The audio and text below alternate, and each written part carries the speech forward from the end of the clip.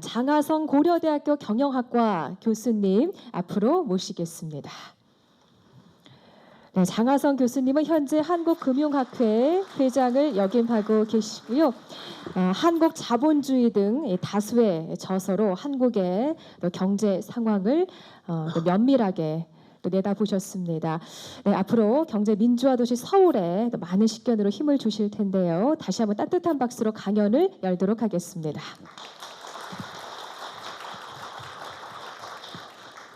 반갑습니다. 처음에 이 서울시에서 경제민주화 관련 선언을 하니 강연을 해달라고 그래서 상당히 좀 의아해했습니다. 왜냐하면 경제민주화라는 이 정책 이슈가 지방 정부에서 구체적으로 할 수 있는 게 무엇이 있을까 하는 생각을 했기 때문입니다. 그런데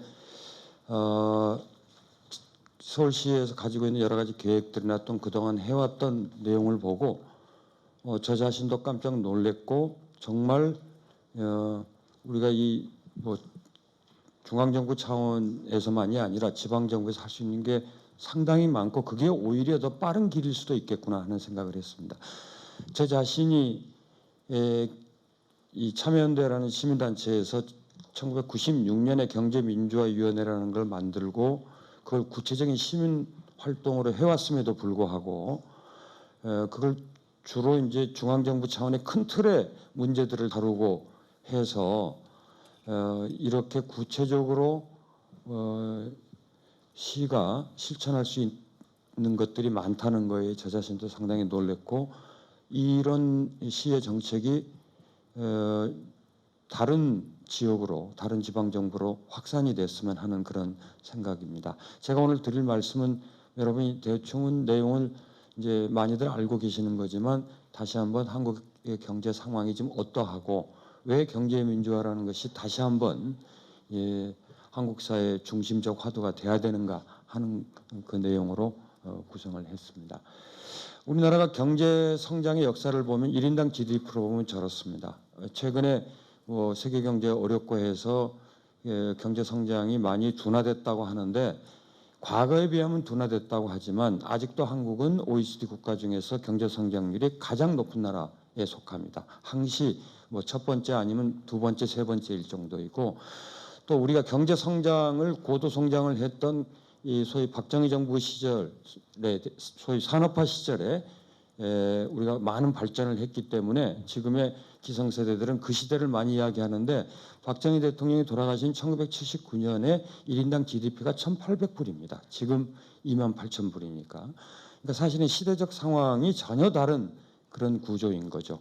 한국은 여전히 발전을 꾸준히 해왔습니다. 그럼에도 불구하고 이제 지금의 한국 상황이 앞서 정운찬 전 총리나 우리 박원순 시장께서 이야기하신 것처럼 그야말로 불공평하고 불공정한 참 안타까운 이 구조로 이것이 또 일반 시민들의 삶을 압박하는 그리고 젊은이들로부터 희망을 뺏어가는 구조가 되었는데 왜 그렇게 되었는가 하는 걸 한번 살펴보겠습니다. 경제를 보는 시각은 여러 가지 각도가 있겠습니다만 저는 국민들의 삶을 기준으로 해서 한국 경제를 보겠다는 겁니다. 그건 무슨 뜻인가 하면 우리가 먹고 사는 문제입니다.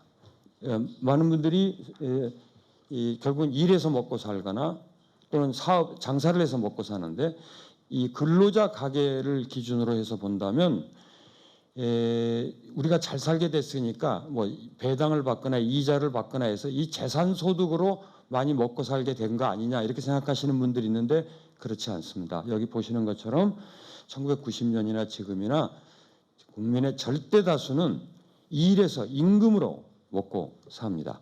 그러면은 아주 상층 잘 사는 사람들은 다르지 않겠느냐 하는데 그 역시 그렇지 않습니다. 최상위 10%도 이 임금 소득이 95%입니다. 제가 지금 재산 소득은 오른쪽 축에 빨간색으로 놓은 이유는 워낙 작아서 그 그림이 안 나타나서 그런 건데 최상위 10%가 월 소득이 933만 원입니다. 그러나 그 사람들도 재산 소득은 1%가 안 됩니다. 그러니까 국민의 상위 1% 가면 이야기가 달라지지만 99%는 일해서 먹고 산다는 이야기입니다. 예를 들어 지금 이 최하위 10% 가장 극빈층이죠. 여기는 월 소득이 110만 원입니다. 그리고 최상위 10%는 월 소득이 거의 1,000만 원, 이거 930만 원인데도 이 최상과 최하가 마찬가지로 삶은 일에서 버는 임금으로 먹고 산다는 거죠. 그래서 그걸 기준으로 보겠다는 겁니다. 이 경제 성장을 2000년 이후로 보면 한 3배 반, 240% 정도 증가한 겁니다. 2000년을 그러니까 1990년을 100으로 놓으면 2014년에 한국 경제는 누적해서 한 340, 그러니까 한 240% 증가했습니다. 그런데 지금 빨간색인 최하위 10%, 1분위에 속하는 이 가계 살림을 보면 43%밖에 늘지 않았습니다. 그러니까 경제는 2배 반이 됐는데, 그러니까 3배 반이 됐는데 일반 국민 중에서 가장 최하위층은 불과 43%밖에 늘지 않았고 최상위 10%도 2배 정도 늘었습니다. 그러니까 경제 성장한 성과가 가계 살림의 증가로 이어지지 않은 겁니다. 이거는 최근 2000년 이후로 보면은 더 극심합니다. 아까 그래프를 좀 더 확대를 한 건데요. 2000년 이후로 최하층은 살림이 8%밖에 나아지지 않았습니다. 근데 한국 경제는 74% 성장을 했습니다. 국가 경제가 성장을 했는데 그것이 골고루 잘 살게 되는 결과를 가져오지 않고 최하위층 10%는 거의 삶의 변화가 없는 겁니다. 그건 왜 그러냐? 결국은 앞에서 보여드린 것처럼 최상층이든 최하위층이든 다 임금으로 먹고 사는데 근로소득으로만 본다면 근로소득이 거의 늘지 않은 겁니다.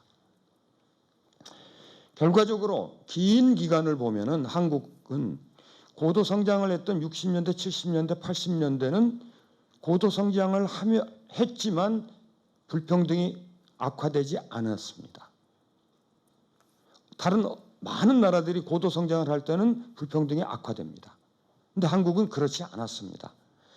그러다가 90년대 중반, 특히 외환위기 이후로 불평등이 심화됐는데 어느 해에 좋아졌다가 어느 해에 나빠졌다 좋아진 것이 아니라 지난 17, 18년 동안 일방적으로 악화됐고 어찌해서 이런 상황이 그대로 방치되어 왔고 교정되지 않았는가 하는 것이 의심스러운 그런 구조입니다. 이거는 임금소득으로 봤을 때 그렇고요.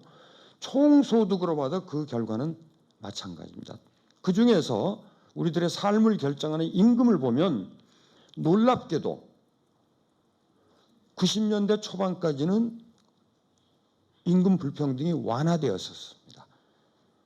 지금 선진국, 중진국 중에서 이렇게 소득이 높아지면서 임금 소득의 불평등이 완화된 나라는 우리나라와 대만뿐입니다. 최근에 대만의 정권 교체가 있었던 것도 바로 그런 신화가 깨지면서 불평등이 극도로 악화돼서 그러한 불평등이 젊은 세대에게 큰 고통을 주었기 때문에 변화가 일어났는데 한국은 진위계 수로 보나 최상위와 최하위 비율로 보나 분명히 고도 성장을 했던 기간에는 오히려 우리가 함께 잘 사는 사회로 향해 갔었습니다. 자, 그러던 것이 역전이 돼서 악화가 돼가지고 불평등이 지금은 OECD 국가 중에서 가장 불평등한 나라가 미국인데 우리나라가 거의 미국과 같은 수준으로 불평등한 나라가 돼버렸습니다. 결국 왜 이렇게 됐느냐? 저 물을 좀 주시겠습니까? 왜 이렇게 됐느냐 하는 걸 보면 경제 성장이 안 돼서 그랬다면 어쩔 수가 없는데 앞에서 보신 것처럼 앞에서는 제가 이제 가계 살림으로 이걸 보여드렸는데 경제 성장을 했지만 임금이 늘지 않는 특히 이제 앞서 말씀드린 것처럼 2000년 이후로 본다면 평균적인 실질 임금 성장은 경제 성장의 딱 절반밖에 되지 않는 그 중에서도 아까 보여드린 것처럼 가계 살림으로 본다면 최하층은 거의 늘지 않은 그런 상황이 문제가 된 겁니다. 특히 이제 금융위기 이후로 보면 이건 더 심각해져 있습니다. 미국에서 금융위기가 시작된 2007년 이후를 보면 세계 경제가 어렵고 한국 경제도 저성장을 했다고 하지만 누적적으로 한국 경제는 25% 성장을 했습니다. OECD 국가 중에서 두 번째로 누적 성장률이 높은 겁니다. 그런데 실질 임금은 5%도 늘지 않았습니다. 경제 성장의 5분의 1, 4분의 1 정도밖에 되지 않는 그런. 거기에는 이 대기업과 중소기업, 이게 바로 이제 경제 민주화의 문제가 되는 이슈들이겠습니다. 많은 분들이 과거부터 중소기업은 대기업보다 임금을 크게 적게 받았다고 생각하시는데 절대 그렇지 않습니다. 여러분이 보시는 것처럼 1980년에는 대기업과 중소기업 임금 격차가 없습니다. 중소기업 임금이 대기업 임금의 97%입니다. 그리고 1980년대 전반 모두 다 90% 이상입니다. 90년대 들어와서도 75%에서 80% 수준입니다. 그것이 지난 40년간, 35년에서 40년간 지속적으로 격차가 확대된 겁니다.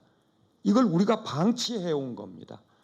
그래서 지금은 중소기업은 대기업의 절반입니다. 그런데 문제는 뭐냐면 과거에는 국민이 중소기업에서 일하는 분과 대기업에서 일하는 반반 정도였고 90년대에는 10명 중에 6명이 중소기업, 4명이 대기업이었는데 지금은 임금이 절반 내지 60%인 중소기업에 8명이 일을 하고 대기업은 2명을 일하고 있는, 그렇기 때문에 국민들의 가게 살림이 경제가 성장했는데 좋아질 수가 없는 구조로 간 겁니다. 특히 이제 이 서울시도 이걸 강조하고 있습니다만 이 원청 하청 기업의 문제에서는 절대 다수의 국민들이 일하고 있는 중소기업인 2차, 3차 하청업체의 임금은 원청기업 임금의 3분의 1, 4분의 1입니다. 이건 어떤 경제적인 부가가치의 이 가치사슬 이론으로도 설명이 안 되는, 이건 힘의 불균형에 의해서 생긴 것이죠. 거기에다가 이 비정규직이라는 단어가, 여기 나이 드신 분들은 아시겠습니다만 1990년대에는 이 단어 자체가 존재하지 않았었습니다. 이 개념이 없었습니다. 지금도 OECD에서는 비정규직이라는 단어는 쓰지 않습니다. 이걸 쓰는 나라는 한국과 일본뿐인데 일본은 비정규직이 대폭 줄었습니다. 그러니까 OECD 통계 비정규직이랑 세계 월드뱅크든 아니면 ILO 통계, 소위 말해서 영어로 표현해서 non regular worker라는 통계는 존재하지 않습니다. 한국에 있는 잘못된 고용 구조입니다. 그렇다고 해서 선진국들이 우리처럼 외주화 안 하고 용역 안 하는 것이 아니지만 한국에서 비정규직이라 하면 고용도 불안정하고 임금도 낮은 두 가지의 불이익을 동시에 받는 구조의 고용입니다. 그런데 2007년에 노동법을 개정하면서 기간제 노동자를 보호하겠다고 했는데 여러분 보시는 것처럼 정부 통계로도 3%포인트 정도 비정규직이 줄어드는, 다시 말하면 2년이 있어봐야 정규직으로 전환하지 않은 겁니다.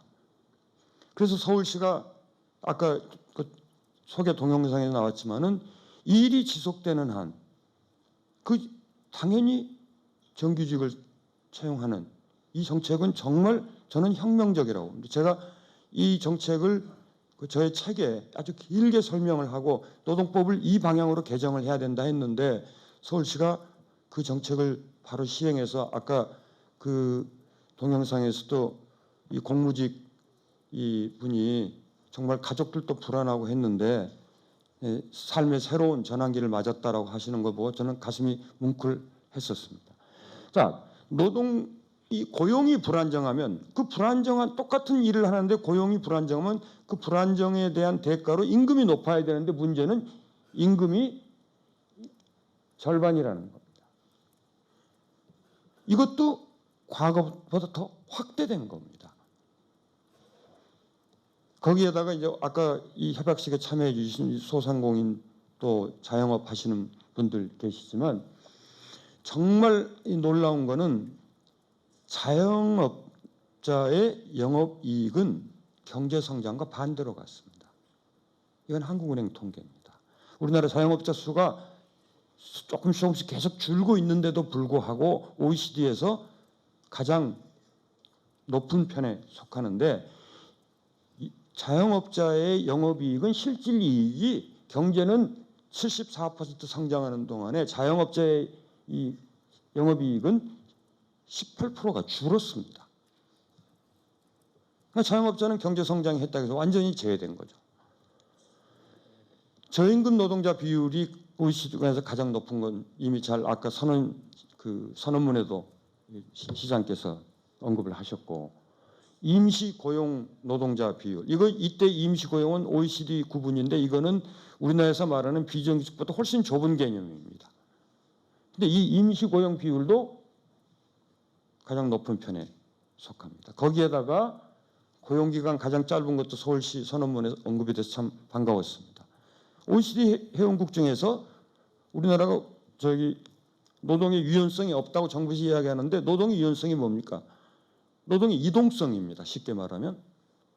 그런데 우리 정부에서 이야기하는 노동의 유연성은 사용주가 마음대로 자를 수 있는 것만을 노동의 유연성이라고 이야기하는데, OECD 국가 중에서 근무기간이 가장 짧기 때문에 노동의 이동성이 가장 높은 나라입니다. 실제로 우리나라의 노동 이동성 OECD 통계로는 60%가 넘는데 OECD 다른 나라들이 20% 30%인데 우리나라만 단연 혼자 60%입니다. 거기에다가 1년 미만 고용 노동자들이 전체 노동자의 3분의 1입니다. 3명에 1명의 노동자는 매년 새 일자리를 구해야 되는 게 대한민국입니다. 이게 대한민국의 현실입니다.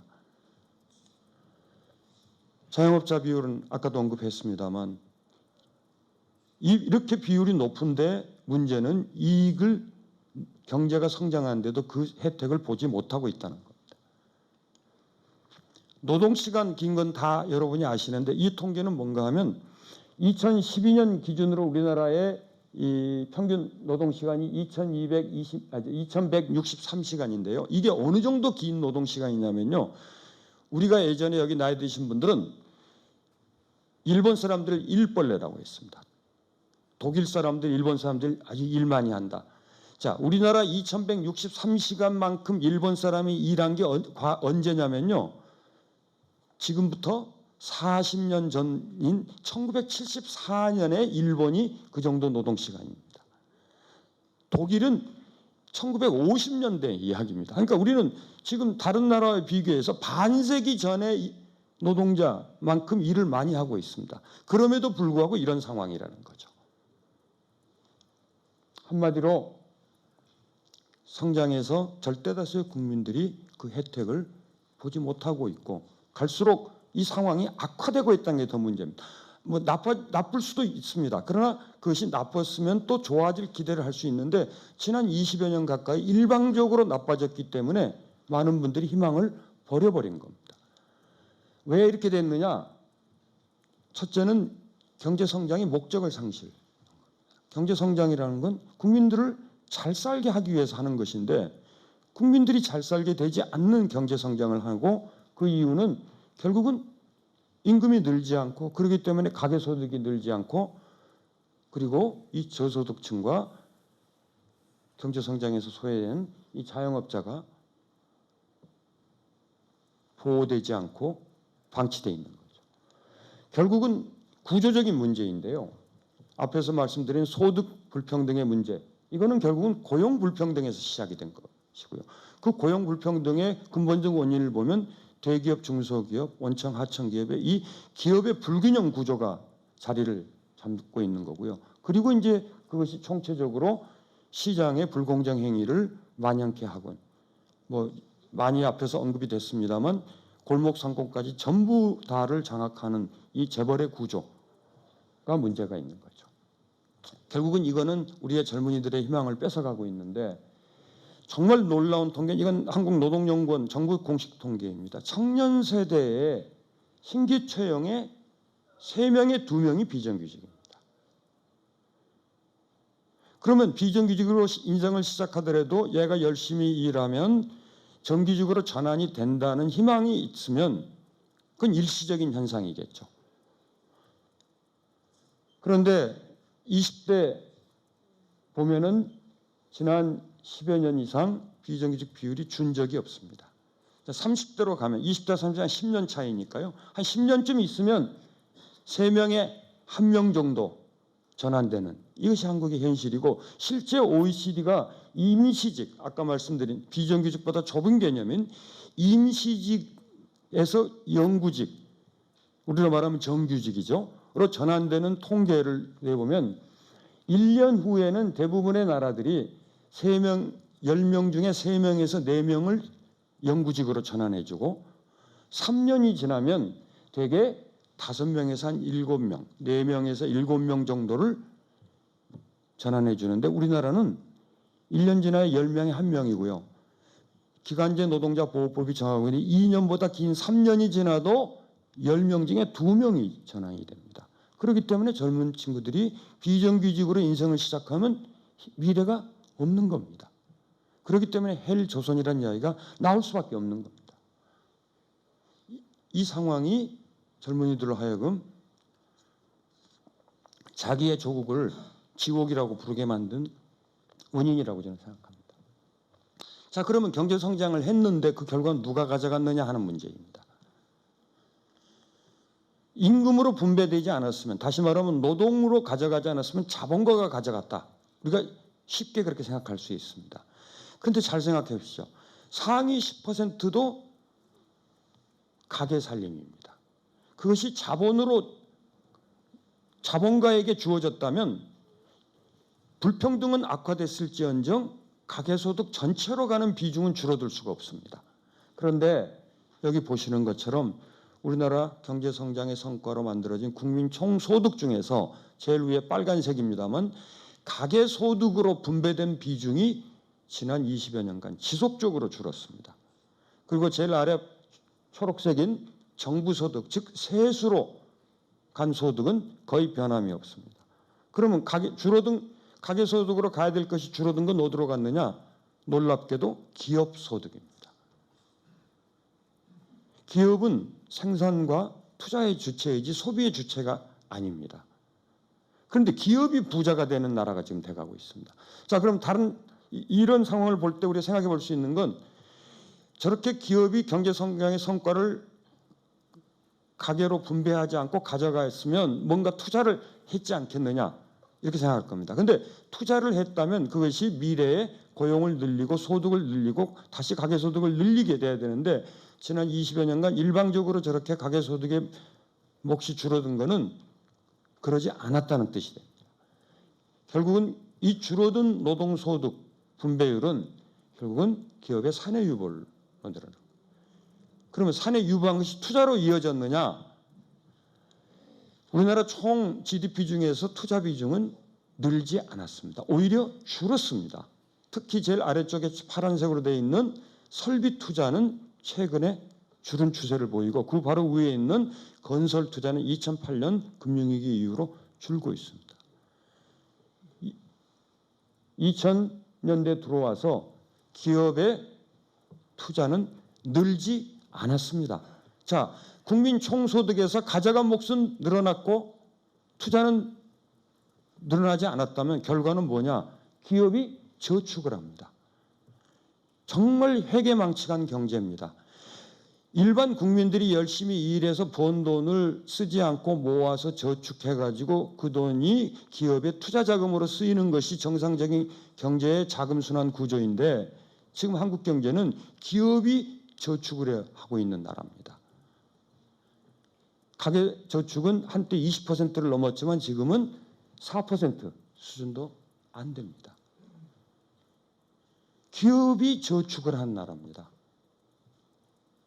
그러다 보니까 과거에는 기업 부채 때문에 우리가 외환위기 맞은 것도 97년에 외환위기 맞은 것도 기업 부채 때문이었고 했는데 이제는 가계부채 시대가 돼버렸습니다. 기업은 돈 벌어서 부채도 갚고 저축도 늘리고 가계는 임금이 늘지 않으니 소득이 늘지 않고 부채가 느는 그래서 경제성장을 도대체 누구를 위해서 왜 하는 것인지 알 수 없는 나라가 돼버린 겁니다.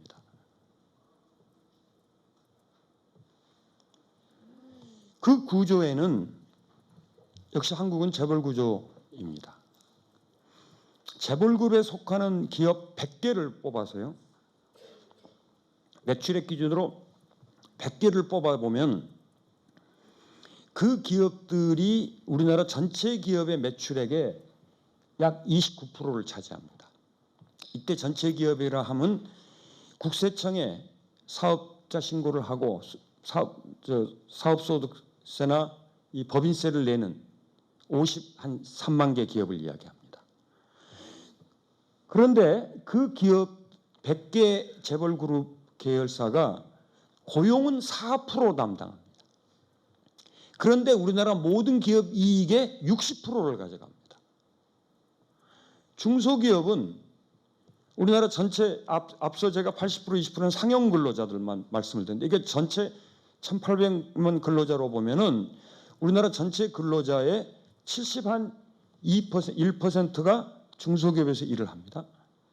그 중소기업이 매출액은 100개 기업보다 조금 많은 35%인데 이익은 거의 60% 수준인 35%입니다. 그러니까 고용을 4% 담당하는 재벌 100대 기업이 이익을 60%를 가져가고 고용의 71%를 담당하는 중소기업은 이익의 35%밖에 못 가져가는 이런 구조이기 때문에 문제가 시작된 겁니다. 그러다 보니까 이제 골목상권 침해 문제가 국민들의 삶의 문제, 이것이 무슨 뭐 대기업 재벌 규제 문제가 아니라 국민들의 삶의 문제가 될 뿐만 아니라 한국 경제의 발전에 걸림돌이 되고 있는 이유가 뭔가 하면요. 예를 들어서 우리나라 재벌 그룹 30개 재벌들이 다 각자 자기 핸드폰 만들어서 쓴다고 하면 삼성전자가 세계적인 삼성전자가 될 수가 없는 겁니다. 마찬가지로 IT 분야 중에서 가장 이 고용 효과가 높은 이 시스템 인티그레이션 하는 이 분야를 보면은 30대 재벌 중에 22개가 자기 계열사를 갖고 합니다. 그러니까 한국이 아무리 IT 강국 어쩌고 저쩌고 해도 세계적인 SI 기업이 절대 나올 수가 없습니다. 이건 중소기업이 해야 될 일입니다. 그래서 중소기업이 해가지고 대기업으로 성장해야 될 업종인데 30대 재벌 중에 22개가 자기 내부 시스템 다 각자 자기가 알아서 하니까 독립적으로 하는 SI 사업자가 절대 성공할 수 없는 게 대한민국 경제구조입니다. 유통도 마찬가지입니다. 물류 유통 대한민국 재벌들 다 자기 물건 자기가 날라답니다. 그러니 독립적인 유통 사업자가 절대 세계적인 물류 사업자가 될 수 없는 겁니다.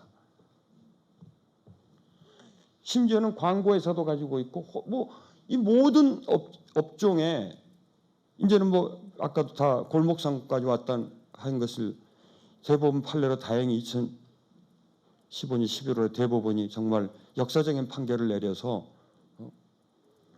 우리가 함께 잘 사는 경제를 만들기 위해서는 정부가 규제를 가할 수 있는 거고 그것이 헌법이 보장된 정부의 역할이고 국민들의 권리인데 뒤늦게나마 그런 판례가 나와서 골목 상권을 보호할 수 있는 최소한의 장치를 당연히 만들어야죠. 저는 더 많이 나가서 업종 규제도 반드시 해야 된다고 봅니다. 그러다 보니까 OECD 회원국 중에서 소수의 재벌들이 시장을 장악하는 정도가 한국이 가장 심합니다. 우리보다 심한 나라가 이스라엘하고 칠레, 멕시코 이런 정도입니다. 그것을 가능하게 하는 구조입니다. 여기 있는 2014년 기준에 한 80여 개 되는 삼성그룹 계열사 중에서 수많은 기업이 있는데 대부분은 여러분 소상공인들, 여러분 중소기업인들의 영역에 들어가 있는 기업들입니다. 저 왼쪽 그림의 왼쪽 아래를 보시면 호텔 신라가 있습니다. 제가 이런 강의하면서 호텔 신라 호텔 오너가 누굽니까? 라고 물으면 뭐 거의 예외 없이 다 이부진 씨다 이렇게 답을 합니다. 제 학생들도 그렇고 이부진 씨는 신라 호텔 주식을 단 한 주도 갖고 있지 않습니다. 가진 적도 없습니다. 그러면 이제 다른 분들은 이건 이건희 회장이나 또 그 이재용 사장이 갖고 있겠지 한데 그 두 분 다 단 한 주도 갖고 있지 않습니다. 가졌던 적도 없습니다. 자, 어찌하여 단 한 주도 갖고 있지 않는 사람을 전 국민은 그 기업의 오너라고 생각하고 있는지, 이 숙제를 풀지 않고는 한국 경제에 지금 이 난맥상을 풀 수가 없는 겁니다. 그러다 보니까 이런 결과가 온 겁니다. 소기업이 대기업이 되고 대기업이 대기업으로 또 크고, 그렇게 해서 재벌그룹도 되고 하는 것이 성장의 신화인데, 한국에서는 더 이상 성장의 신화가 만들어지지 않는 나라가 된 겁니다. 미국이 아무리 신자유주의를 하고 경쟁이 어떻고 불평등이 어떻고 우리보다 더 심하고 하지만, 여러분이 알고 있는 미국의 부자는 다 자수성가한 사람들입니다. 100대 부자 중에서, 네, 괜찮습니다. 100대 부자, 미국의 100대 부자에는 미국의 산업화의 그 중흥기였던 19세기 말 20세기 초에 이름을 날렸던 카네기다, 록펠러다, 벤더빌트다 하는 후손은 단 한 명도 없습니다. 단 한 명도. 여러분이 알고 있는 빌 게이츠 등등, 스티브 잡스 등은 다 창업자들입니다. 경제가 성장하려면 기업이 잘 돼야 되고, 기업이 잘 되려면 기업가가 있어야 되는데, 기업이 잘 된다는 이야기는 기존의 기업이 더 커지는 방법과 새로운 기업이 커지는 건데, 기존의 기업이 더 커지는 건 한계가 있는 겁니다. 항시 새로운 도전자가 성공함으로써 혁신이 일어나고 경쟁이 효율을 만드는 것인데, 한국은 경쟁은 기득권자를 위한 것이지 새로운 도전자를 위한 게 아니기 때문에 한국 경제가 성장을 멈추고 있는 겁니다. 새로운 창업의 신화, 새로운 정규영, 새로운 이병철이 지난 20년, 30년 동안 한국에서 나온 적이 없습니다. 그것이 한국 경제를 지금 막고 있는 겁니다. 자, 결과적으로 경제가 성장했지만 중산층 서민들 그리고 중소기업의 발전에 도움이 되지 않고 소수 재벌로 그것이 집중화됐기 때문에 결국 이런 결과가 왔다. 자, 이 상황을 두고 우리가 그럼 이걸 반전시켜서 희망을 만들 수 있겠는가? 당연히 만들어야 되겠죠. 근데 그 만들기 위해서 누가 할 것이며 어떻게 할 것이냐 하는 문제가 남아 있는데, 누가 이 상황을 바꿔나갈 거냐 하는 답을 하려면 먼저 누가 이 상황을 만들었느냐에 대한 질문을 던져야 될 겁니다. 누가 오늘을 대한민국을 이 지경을 만들었느냐 하는 겁니다. 이걸 여러 가지 접근이 있겠습니다만 저는 세대로 보겠습니다. 설마 지금의 20대, 잉여라고 불리는 20대와 3포, M4라고 불리는 30대가 이 상황을 만든 건 아니지 않겠습니까? 그러면 답은 명확합니다. 한국 경제의 산업화를 이룬 60대, 민주화를 이룬 50대가 지금의 불평등한 상황, 지난 20여 년 동안 일방적으로 우리 젊은이들에게 희망을 뺏어가는 불평등하고 불공정한 구조를 만드는 것을 방치했거나 앞장선 겁니다. 누가 바꿀 건지 제가 답을 드릴 수는 없겠습니다. 어떻게 바꿀 것이냐? 여러 가지 이슈가 있습니다. 분배 문제와 재분배 문제가 있고, 지금까지는 재분배에 많이 그 방점이 주어져 있습니다만, 임금으로 주어지는 것이 살림의 95%를 차지하는데, 그 임금이 불평등하게 이미 기울어져 있는데 그것을 세금이나 복지로 바로잡는 것은 거의 불가능에 가까운 구조가 이미 됐다는 겁니다. 재분배만으로 교정이 불가능합니다. 다시 말해서 복지만으로 교정이 불가능합니다. 그리고 그것을 정부의 시장에 맡겨둬서는 안 되고, 정부가 이제 개입을 해야 되고, 우리가 보통 시장이다라고 이야기할 때 많은 분들은 이 재벌을 연상하는데, 사실은 한국에서는 시장이 작동하고 있는 것이 아니라 재벌이 작동하고 있는 경제인 겁니다. 이 문제를 정확하게 본다면, 이 복지에 관해서 한 번만 말씀을 드리면, 우리나라가 OECD 회원국 중에서 GDP 대비 사회복지 지출 예산의 비중이 가장 낮은 나라입니다. 그럼에도 불구하고 가장 급격하게 증가한 나라입니다. 그래서 지금은 GDP 대비 약 한 10% 정도 까지 늘었습니다. 그러니까 2000년대 초반에 약 한 4.5%에서 10%가 굉장히 빠른 속도 늘렸고 지금의 GDP 대비 한 10%의 사회복지 예산은 정부 총 예산의 약 30%를 차지합니다. 그렇게 빨리 늘렸는데도 왜 불평등이 악화됐느냐? 보신 것처럼 동시에 임금 격차가 악화됐고 임금의 소득의 불평등이 악화됐기 때문에 분배 정책을 써도 그 효과가 날 수가 없었던 겁니다. 그래서 OECD 국가 중에서 우리가 이 복지 정책, 사회복지 예산 지출을 통한 복지 정책으로 불평등을 완화한 효과가 가장 없는 나라가 된 겁니다. 자, 이 상황을 어떻게 바꿀 거냐 하는 문제입니다.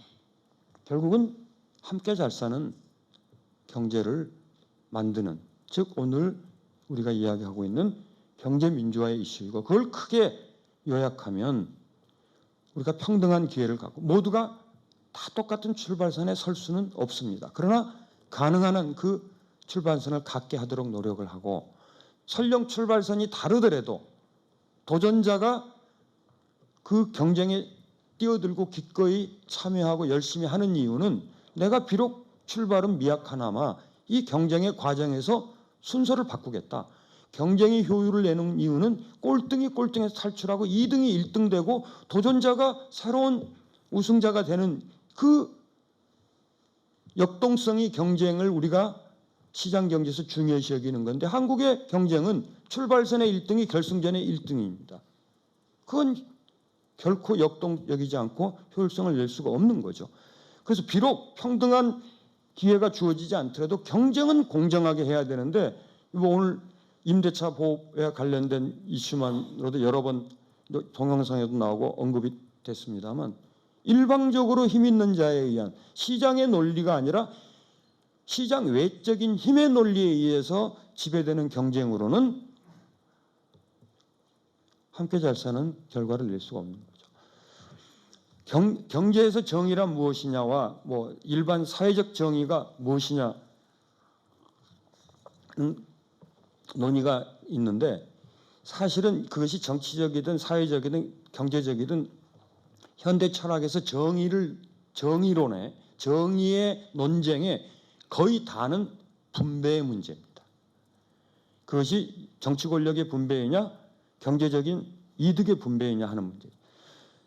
정의론의 출발적인 철학자라면 아리스토텔레스가 말할 때는 각자가 기여한 만큼 분배하는 것이 정의롭다.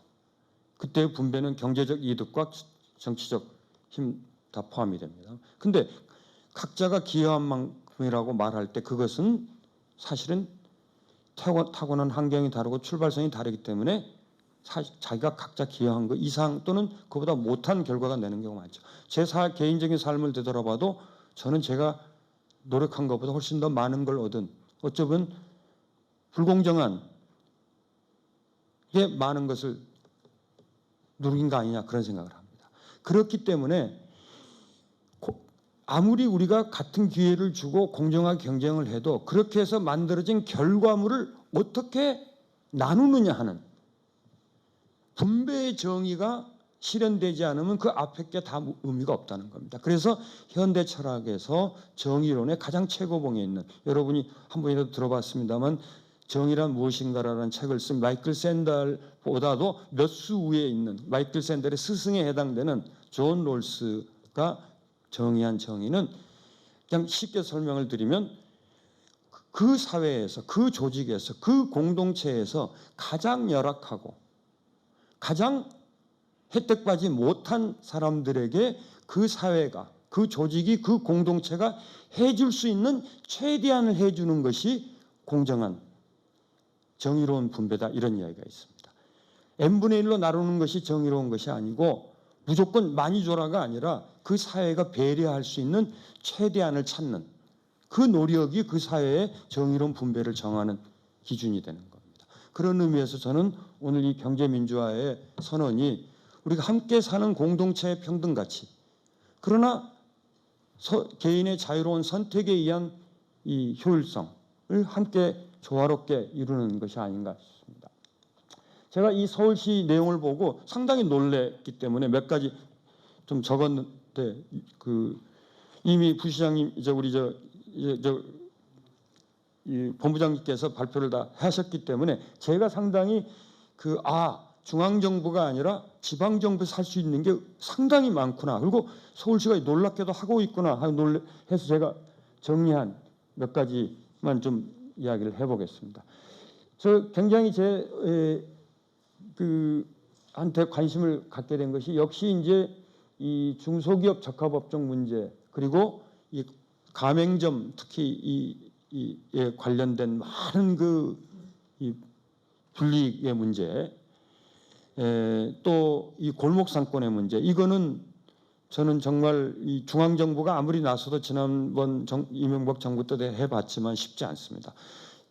사실은 이 생활의 현장 속에 밀착 행정을 하고 있는 지방정부가 저는 이건 해야 될 일이라고 보고요.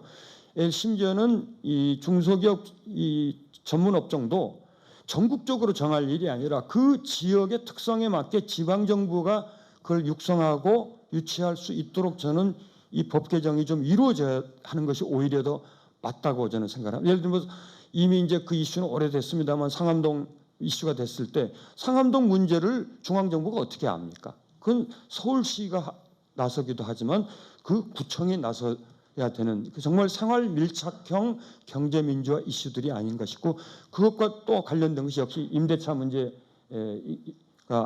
저는 상당히 저의 관심을 끌었습니다. 그래서 이거 참여연대 때부터 제가 우리 김남근 변호사도 같이 활동을 정말 가장 아마 어쩌면은 이 문제를 오랫동안 다루고 계시지만은 이 소상공인에게 가장 큰 문제가 결국은 임대차 문제인데 아까 제가 보니까 이 소상공인들 지원할 때 연 매출액 1억 원 이렇게 기준을 하셨는데 지금 현재 보면은 자영업자 중에 이 부가가치세를 면제하고 과세를 하는 기준이 연 매출액 4,800만 원입니다. 연 4,800만 원 해봐야 한 달에 400만 원입니다. 한 달에 400만 원이면 하루에 매출액이 얼마를 이야기합니까? 30일 내내 일한다고 치면은 한 몇만 원 되는 겁니다. 하루에 10몇만 원 버는 건데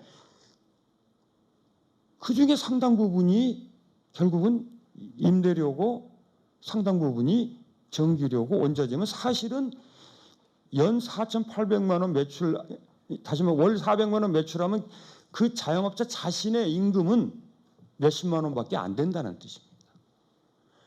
사실 이거 4,800원 기준이 오래됐습니다. 이거 한 1억 원으로 저는 올려야 된다고 봅니다. 2배로. 망한 다음에 도와주는 것이 아니라 망하기 전에 망하지 않도록 여러 가지 제도를 주고 도움을 줘야 되기 때문에 저는 서울시의 이런 접근이 상당히 도움이 된다고 보고 제일 이제 제 눈길을 끈 건 이 생활임금 문제입니다. 아까 이 최저임금 이야기하고 서울시 최저임금 7,145원인가요? 그렇게 말씀을 하셨는데 최저임금이라는 건 아무리 안 줘도 요만큼은 줘라는 것이지 그만큼만 줘라가 아닌데 한국의 기업들은 최저임금을 요만큼만 줘도 된다로 이해를 하는 겁니다. 7,145만 원 해봐야 하루 8시간 25일 일한다고 해봐야 아마 최저 생활 소득 한 1, 20만 원 수준밖에 되지 않을 겁니다. 놀랍게도 우리나라 1,800만 노동자 중에서 월 소득 100만 원 이하 노동자가 전체 3분의 1입니다. 여러분 믿기지 않으시겠지만 그게 통계입니다.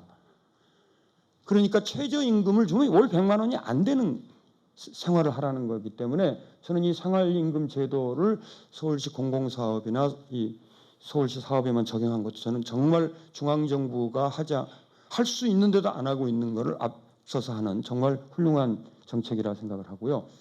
비정규직 정규직은 앞에 제가 말씀을 이미 드렸습니다만 저는 정규직 전환 기준을 사람 기준으로 하지 말고 일 기준으로 해서 일이 지속되면 그 지속된 업무에는 당연히 정규직으로 그러면 어떤 일이 지속되냐 그걸 어떻게 아느냐고 반론을 제기하시는 분이 있는데 2007년 기간제 노동자 보호법을 만들었고 이미 8년이 지났으니까 7년 8년간 똑같은 일은 있었는데 사람만 바꾼 자리가 있다면 그건 다 지속된 업무입니다. 그것만 바꿔도 저는 비정규직의 이 문제의 한 3분의 1에서 반 정도까지 해결이 된다고 봅니다. 예를 들어서 이 시간제, 기간제 교사 문제만 해결해도 상당 부분이 해결되기 때문에요. 동일임금, 동일노동 뭐 제가 뭐 말씀드리지 않아도 원래는 고용이 불안하면 임금을 더 주는 게 정상이죠. 그게 유럽의 많은 나라에 시행하는 겁니다. 근데 고용도 불안하고 임금도 적은데 최소한 해야 될 것이 동일 노동을 같은 일을 했으면 같은 임금을 줘야 맞는 거겠죠. 거기에다가 이거 역시 제가 제 책에 주장을 했던 거라 정말 반가웠습니다. 우리나라 노동자 중에 노조 가입률이라는 것은 10%라는 건 다 알려져 있습니다. 그런데 이것도 잘 들여다봐야 되는 게 중소기업 노동자의 노조 가입률은요 2%입니다. 2%. 우리나라 80% 아까 제가 말씀드렸죠. 전체 그러니까 상용 근로자로 80%가 일하고 있는 중소기업에는 100명에 2명만이 노동조합이라는 걸 구경이라도 해본 겁니다. 그런데 한국이 무슨 노동조합 때문에 일이 안 된다는 건 다 딴 이야기입니다. 그래서 이런 이 노사가 상생하기 위해서는 이렇게 노동자가 참여하는, 적어도 노동자가 무슨 이 중요한 투자나 이런 의사결정을 하진 않지만 감독하는 역할. 왜냐하면 자기의 삶이 걸려 있고 자기 가족의 삶들이 걸려 있기 때문에 그러한 경영참여 제도 저는 상당히 반갑고, 이것이 저는 책에 쓰면서도 이거 책에만 있지 현실은 한국서 어려울 거다 했는데 정말 서울시가 이런 경제민주화의 가장 기본 틀에서 이런 걸 시행해 준 것이 정말 박수 쳐주고 싶습니다. 정말 지금 같은 상황은 우리가 만든 겁니다. 마찬가지로 앞으로 더 좋은 세상도 스스로 저절로 만들어지는 것이 아니라 우리가 만들어 가야 합니다. 저는 정부가 직접 여러 가지 역할을 해야 된다고 봅니다. 지금 정부가 그것을 기피하고 있고 이렇게 지방정부인 서울시에서 시민들의 생활 속에서 생활과 밀접한 부분에서 할 수 있는 부분을 하고 있다는 것이 너무나 반갑고 바로 옳은 방향이라고 생각합니다. 제가 한 가지 정부가 해서 세상을 바꾼 가장 큰 사례를 보여드리겠습니다. 미국을 여러분 한때 아메리칸 드림의 나라라고 했습니다. 그건 무슨 뜻인가 하면 누구든지 열심히 일하면 중산층의 삶, 즉 집을 갖고 자식 교육을 시킬 수 있는 나라가 되었습니다. 지금은 미국은 중산층은 병원에도 못 가고 자식 대학을 못 보내는 나라가 됐는데, 미국이 한때 아메리칸 드림이라고 하고 모두가 이민 가고 싶었던 나라일 때가 언제냐 하면 요 그래프의 아래쪽에 평평한 겁니다. 이거는 이 미국의 100년간의 불평등의 그래프입니다. 제가 앞서 보여드린 한국의 그래프와 같은 겁니다. 보시면은 1940년대 초반까지 미국이 지극히 불평등한 나라였는데 40년대 초반에 갑자기 평등해집니다. 그래가지고 1980년대 중반까지 약 한 40여 년간이 아주 고른 평등한 사회가 되어 있습니다. 그때가 미국 사람들이 황금기다, 골든 에라다. 그리고 그때를 미국의 꿈의 나라, 아메리칸 드림, 세계 각 나라에서 이민 가는 나라였습니다.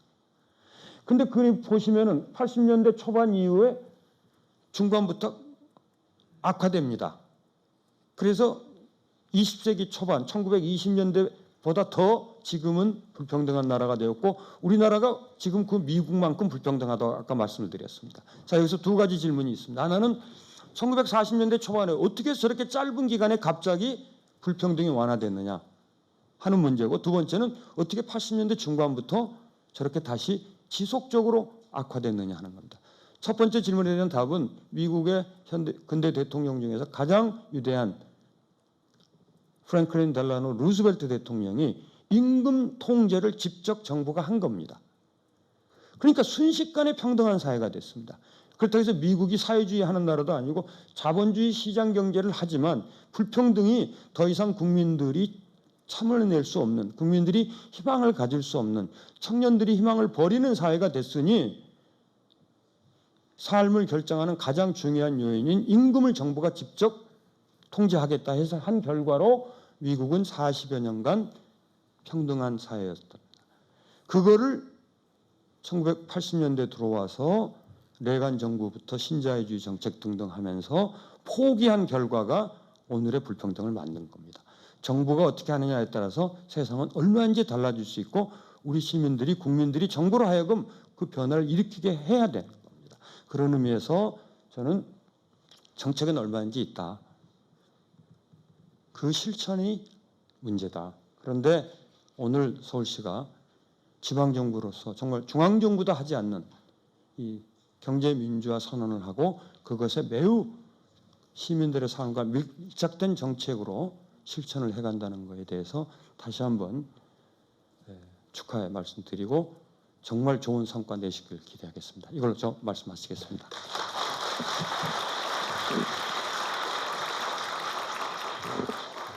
네, 경제 민주화 도시 서울을 위해 우리가 해온 일에 대한 자부심과 또 앞으로 해야 할 일에 대한 중요성을 느끼게 해주신 아주 특별한 강의였습니다. 장하성 교수님께 다시 한번 큰 감사의 박수 주시면 좋겠습니다.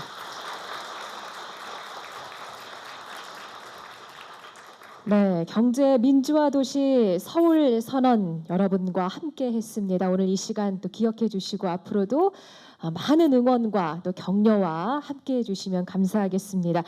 편안한 귀갓길 되시기 바랍니다. 고맙습니다.